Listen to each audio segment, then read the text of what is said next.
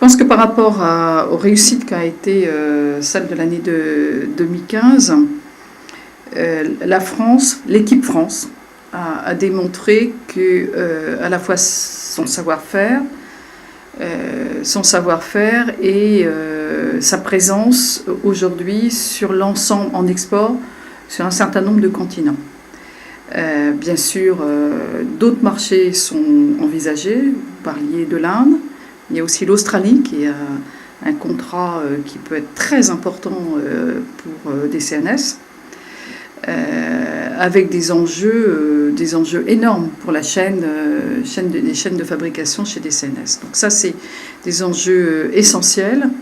Donc je ne pense pas que... alors certes, on a atteint les objectifs qu'on s'était donnés dans la loi de programmation militaire, pour les Rafales entre autres, mais pour autant, je pense que l'élan qui a été pris nous permet d'envisager d'autres contrats.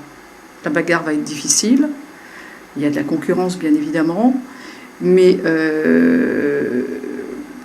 la part que consacre l'équipe France, je pense en particulier aux armées, notre état-major, nos états-majors, ils participent grandement. Ils y participent pourquoi ?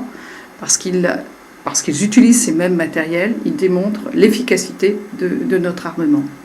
Et ça, c'est un atout absolument indispensable. Indispensable et essentiel. Et on le voit bien dans un certain nombre de marchés déjà connus, la différence se fait souvent à partir de là. Et les collaborations, les entraînements en commun, le travail en commun qui se fait entre nos états-majors avec les pays concernés par ces équipements. Donc c'est un tout, c'est pas uniquement une partie industrielle qui va vendre peut-être de l'équipement très performant, non. C'est à la fois de l'équipement, mais de l'équipement qui a démontré son utilité sur les théâtres d'opération et pas à côté d'ailleurs, des coopérations en matière d'entraînement, voire même d'opérations en commun. Et ça, c'est essentiel. Je pense que par rapport à l'Australie, pour prendre par exemple cet exemple, sur l'Australie, la France est présente. Nous sommes un pays du Pacifique, nous aussi. Et nous sommes parmi les grands en matière de sous-marins.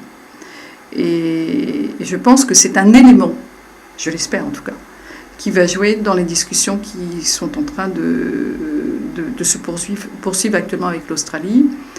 Les Japonais, bien sûr, sont très présents, ils sont présents dans la zone.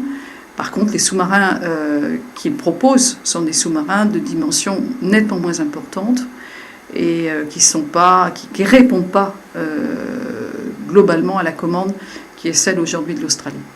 Donc je pense que l'équipe France a encore du chemin à parcourir ensemble. Je pense qu'il y a véritablement des contrats possibles dans peut-être l'année qui vient et les années qui suivent.